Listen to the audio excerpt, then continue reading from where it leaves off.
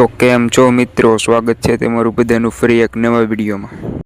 તો મિત્રો, અગ્નિવીર આર્મીની અંદર ભરતી આવી છે મિત્રો। આ ભરતીની લાસ્ટ ડેટ 1 એપ્રિલ સુધી છે મિત્રો, એટલે 2-3 દિવસની જ વાર છે। જે મિત્રો અગ્નિવીર આર્મીમાં જોડાવા માંગતા હોય તેની માટે સુવર્ણ તક છે મિત્રો।